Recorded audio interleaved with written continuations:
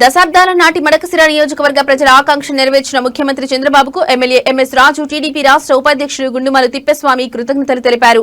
శ్రీ సత్యసాయి జిల్లా మడకశిర పట్టణంలో నూతనంగా రెవెన్యూ డివిజన్ కార్యాలయాన్ని ఎమ్మెల్యే ఎంఎస్ రాజు, జాయింట్ కలెక్టర్ మౌర్య భరద్వాజ్ ప్రారంభించారు. అనంతరం ఎమ్మెల్యే ఎంఎస్ రాజు మాట్లాడుతూ మడకశిర నియోజకవర్గ చరిత్రలో సువర్ణ అక్షరాలతో లిఖించదగిన రోజు ఈ రోజు అన్నారు. మడకశిర నియోజకవర్గ ప్రజలు చిరకాల ఆకాంక్ష నెరవేరిన రోజని, మడకశిర నియోజకవర్గ ప్రజలకు నూతన సంవత్సర సంక్రాంతి కానుకగా రెవెన్యూ డివిజన్ అందించిన ముఖ్యమంత్రి చంద్రబాబుకు, ఉప ముఖ్యమంత్రి పవన్ కళ్యాణ్ కు మడకశిర ప్రజల తరఫున ప్రత్యేక ధన్యవాదాలు తెలిపారు.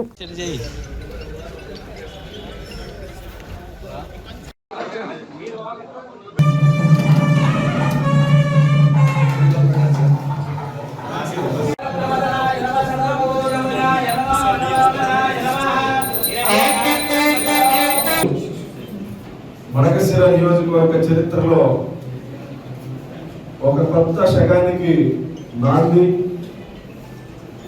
ఒక కొత్త చరిత్రకు పునాది.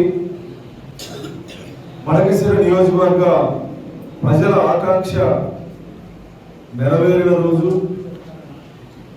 గౌరవ ముఖ్యమంత్రి నారా చంద్రబాబు నాయుడు గారు మడకశిర నియోజకవర్గ ప్రజలకు నూతన సంవత్సర సంక్రాంతి కానుకగా రెవెన్యూ డివిజన్ ని ఈరోజు ప్రారంభించడం జరిగింది.